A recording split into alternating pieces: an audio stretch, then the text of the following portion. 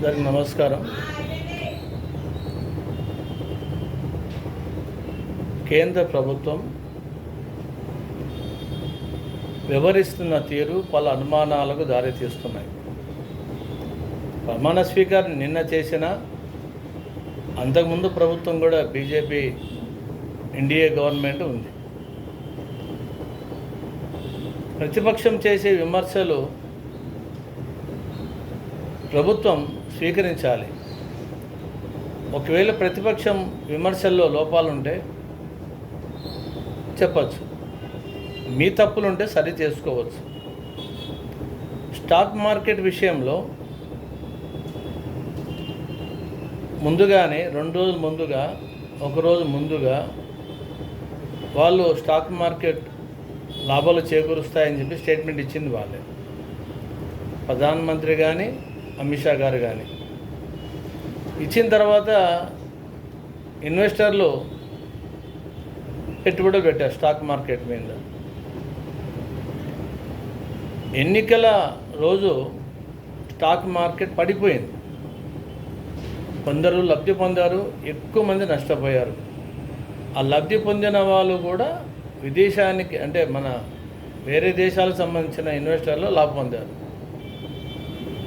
దాని మీద రాహుల్ గాంధీ గారు స్పష్టమైన విమర్శ చేశారు, భారీ కుంభకోణం జరిగింది అని. దాని మీద సరైన సమాధానం లేదు. లేదంటే దర్యాప్తు చేయండి, ఎక్కడ లోపం ఉందో తెలుసుకోవచ్చు. ఇక నీట్ విషయంలోకి వస్తే విద్యార్థుల భవిష్యత్తులో ఆటలాడుకుంటున్నారా వీళ్ళు? ఫలానా రోజున ఫలితాలు ప్రకటించాల్సిన కేంద్రము 10 రోజుల ముందర, అది కూడా ఎన్నికల ఫలితాల రోజున ఎందుకు విడుదల చేయాల్సి వచ్చింది? అంటే డైవర్షన్ కోసమా? మీ వైఫల్యాన్ని ఎత్తు చూపించుకోకుండా ఉండేందుకు విద్యార్థులను పక్కదో పట్టించారా? మళ్ళీ పరీక్షల ముందే ప్రశ్నాపత్రం లీక్ అయిందని సోషల్ మీడియాలో వచ్చింది. మరి దీనికి సమాధానం ఏంటి? ఏ వర్గాన్ని మీరు సంతోషపెడుతున్నారో ఒకసారి ఆలోచన చేయాలి. ఇది విమర్శ అనుకుంటే పొరపాటు.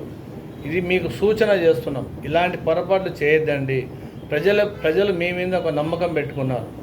ఇప్పుడే రాహుల్ గాంధీ జోడో యాత్ర ద్వారా దేశవ్యాప్తంగా అన్ని రాష్ట్రాలలో అన్ని వర్గాల వారిని కలుపుకుపోయి వారి సమస్యలు తెలుసుకొని వాటిని పునరావృతం కాకుండా ఎందుకు ఆయన తీసుకున్న ప్రణాళికబద్ధంగా ముందడుగు వేశారు. ఈరోజు దేశంలో అత్యధిక స్థానాలు సంపాదించుకోవడంతో పాటు ప్రజల ప్రేమను పొందాడు. సీట్లు సంపాదించడం గొప్ప సంగతి కాదు, ప్రేమను పొందడం అనేది చాలా అవసరం. బలవంతంగా వేసే ఓట్లు వేరే ఉంటాయి, ప్రేమతో వేసే ఓట్లు వేరే ఉంటాయి. కాబట్టి ఆనాడు స్టాక్ మార్కెట్ విషయంలో మీరు వ్యవహరించిన తీరు ఎంతోమంది ఇన్వెస్టర్లు నష్టపోయారు. ఈరోజు నీట్లో పాస్ అయిన వాళ్ళు కూడా పరిస్థితి ఎట్లా ఉందంటే సంతోషపడాలా, మళ్ళీ ఏమైనా పరీక్షలు నిర్వహిస్తారా ఏంటో అన్న భావనతో అయోమయంలో పడే పరిస్థితికి వస్తుంది. కాబట్టి ఎప్పుడు కూడా భారతదేశంలో ఉన్న ఏ వర్గాన్ని ఏ రంగాన్ని కేంద్ర ప్రభుత్వం ఇబ్బంది పాలు చేయకుండా మంచి పాలన అందిస్తారని నేను ఆశించడం లేదు. ఎందుకంటే మీ తత్వమే అది, అన్ని వర్గాలని ఇబ్బంది పెట్టడమే. వేరే కాన్సెప్ట్ మీ ప్రభుత్వానికి లేదు. ఇదొక విషయంలో మీరు ఆలోచన చేయండి. మీరు మతం పేరుతో కులం పేరుతో ఎన్నెన్నో చేశారు, అవన్నీ పనిచేయలే. ప్రేమతత్వమే, ప్రేమే అవసరం అని ప్రజలు విశ్వసించారు.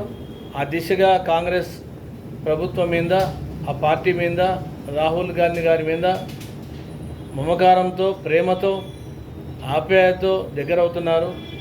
ఇప్పటికైనా సరే స్టాక్ మార్కెట్ ఇన్వెస్టర్లకు న్యాయం చేసేలా మీ చర్యలు తీసుకోవాలి. అదేవిధంగా నీట్ విద్యార్థులకు జరుగుతున్న అన్యాయం మీద కూడా దర్యాప్తు చేసి విద్యార్థులకు న్యాయం చేయాలని నేను కోరుతున్నాను.